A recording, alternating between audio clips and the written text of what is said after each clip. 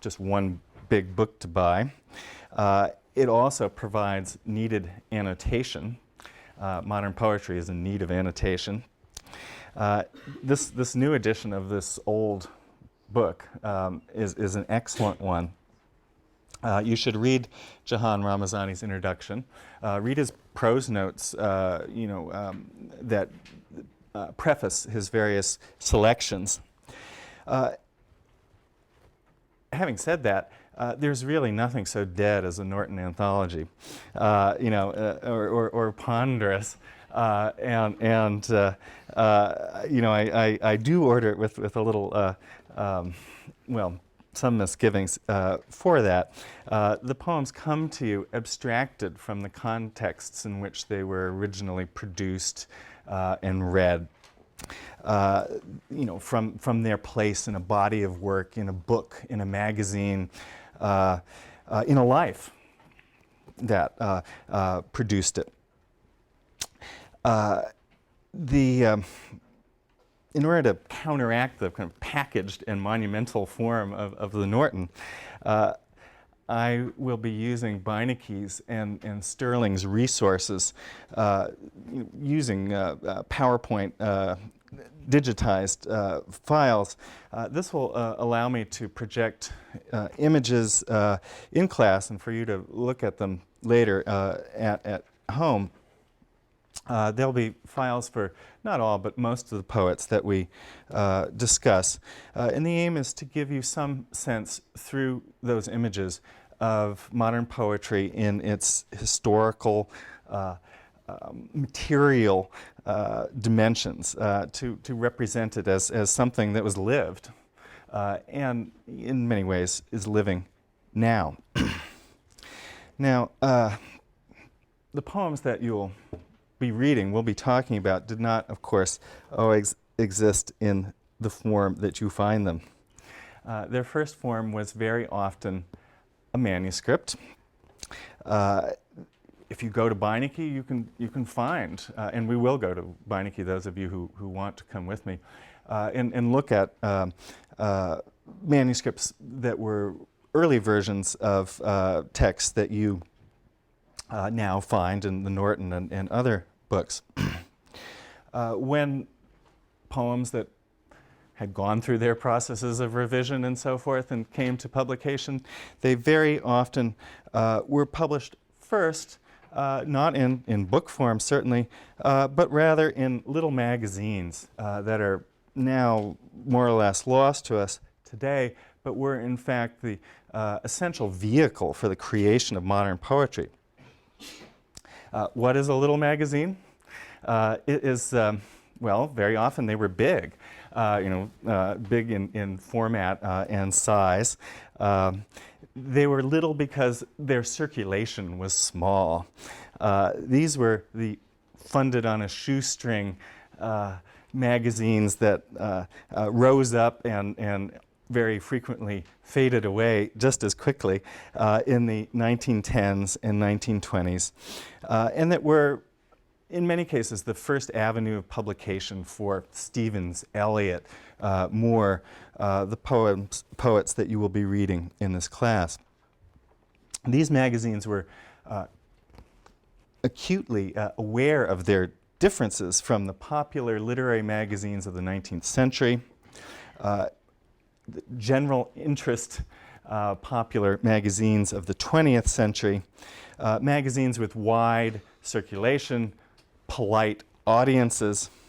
The little magazine was written by, addressed to new young writers and artists, and they were determined to make trouble. They, nothing I think captures the kind of nerve of these magazines like the cover of Blast. Blast, which meant kaboom. A magazine as a kind of bomb. A kind of bomb or maybe a curse. Damn you, Blast.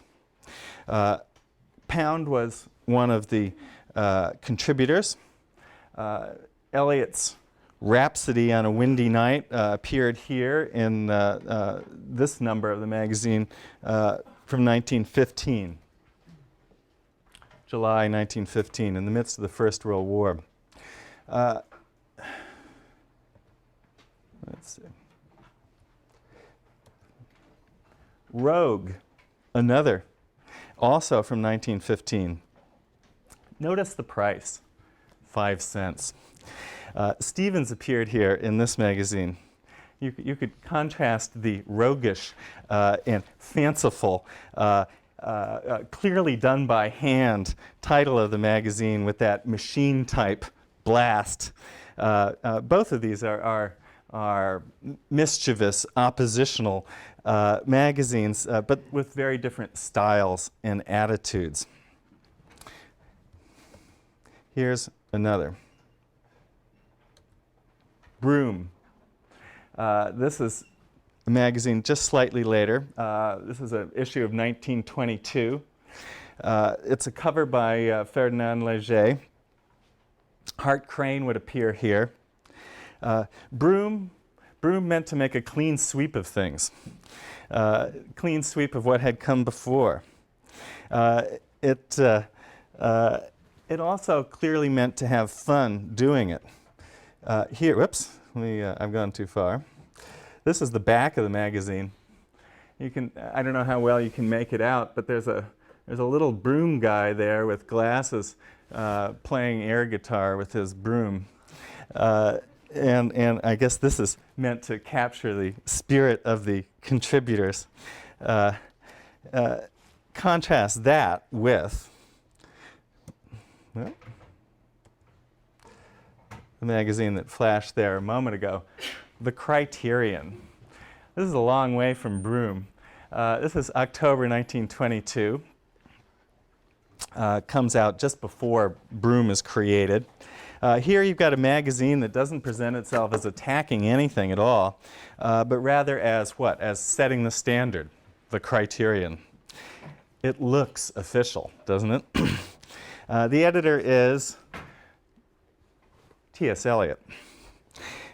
This is the first number of the magazine. The magazine, in many ways, announced and facilitated Eliot's rise to a kind of cultural authority as a tastemaker, and with it, certain ideas of modernism. This issue here, October 1922, includes The Wasteland by T.S. Eliot. It also includes, a little bit further down the page, a review, an essay by Valérie Larbaud on a new novel by James Joyce called Ulysses. That's some sense of the spectrum of magazines that are coming out, and all with different roles to play in this culture, and that position their writers and poets and artists associated with them in different ways. Book publication can be just as interesting, and it can tell us just as much about modern poetry as magazines. This is The Wind Among the Reeds. Author William Butler Yeats. The year 1899, on the verge of the new century. It's a beautiful book. It's a book that wants to be beautiful, that's happy to be beautiful. It's rich in color and texture. It's designed, embossed gilt. It's, well, self-consciously Irish, Celtic. There's a sense that you're supposed to leave the bookstore with a kind of talisman that you have bought with a Celtic charm. Contrast this book, Prufrock, and Other Observations, the subtitle left off here of the cover of T.S. Eliot's great book published in 1917. This is a different object, isn't it? Severe, unsentimental, dry, so much so as to be maybe even a little bit funny. And you laughed, right? And I think you're supposed to. It's not entirely serious, even as it declares its seriousness. If Yeats's book was so explicitly Irish. Look at this book. It has no observable nationality at all, does it? A certain kind of, well, you might say, impersonality.